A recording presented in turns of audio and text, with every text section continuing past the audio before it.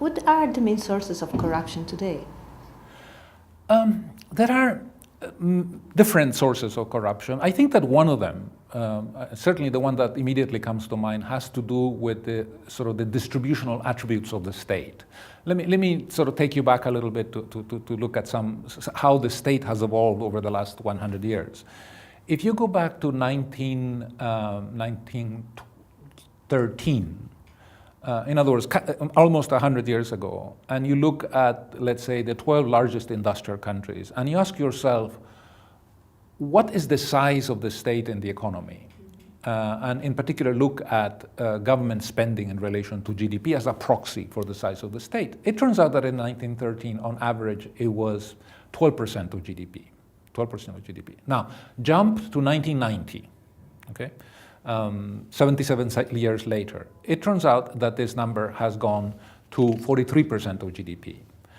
And in many countries of those 12, those same 12, because we're comparing apples with apples, you know, the ratio is closer to 55, 60% of GDP. So in less than a century, there has been a huge increase in the role of the state and the economy. The state now in the 1990s and thereafter is involved in education, it's involved in health, it is involved in social benefits, pensions, unemployment compensation, and a whole range of other activities, right?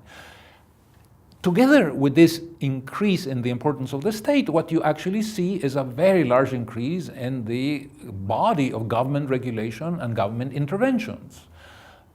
Which then, of course, increases the number of interactions between the business community and citizens and civil servants and representatives of the state, and therefore increases the opportunities for corruption.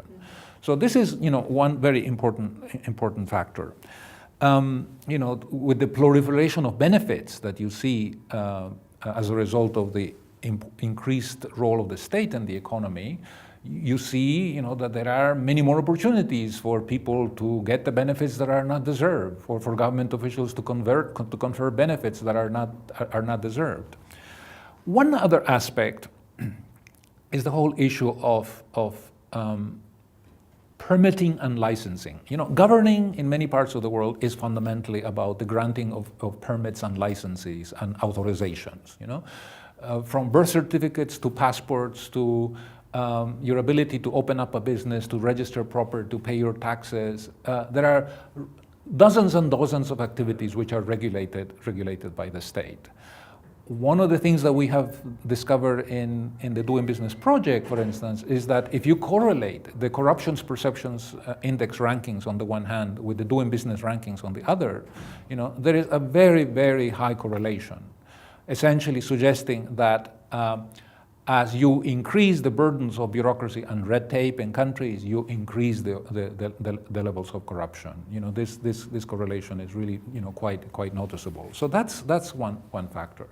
Then there is the whole question of the tax system and just more generally policies.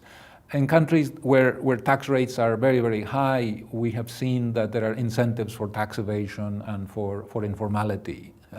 So if you don't get the tax system right, you actually contribute to create opportunities for corruption in the country.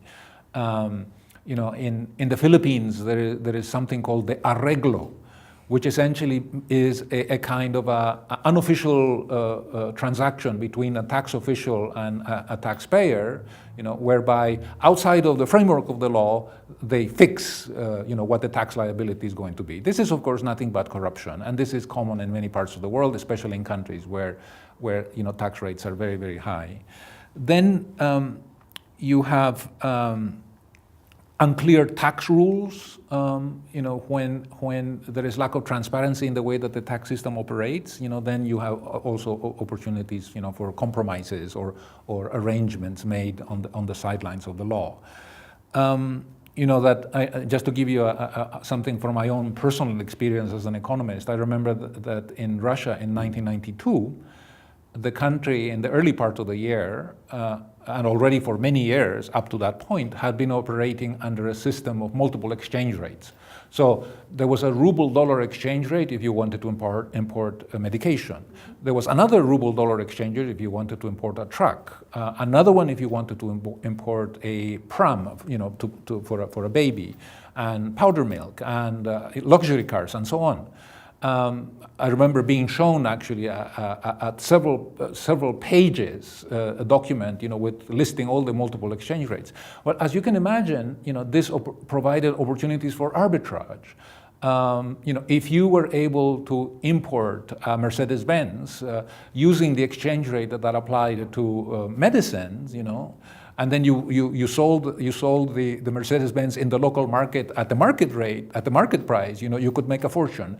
And so you have examples of this, whereby rules which are non-transparent or which are subject to, government discretion, are themselves, sources of corruption. Privatization, especially in the last 20 years, has sometimes been a source of corruption.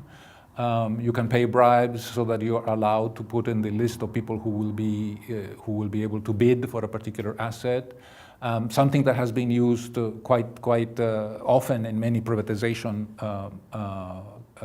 processes is that you basically present the financial condition of the company that is going to be privatized as being worse than it actually is. Then this allows, some insider to bid at a higher price than everybody else and to actually, get the company for himself. And then ironically, years later, the privatization is seen to be a success because it is compared with respect to accounts, that were deliberately misstated to show the enterprise as being worse than it was, and so on. I could give you many more examples, but, these are some of the sources which I think explain the prevalence of corruption in many parts of the world.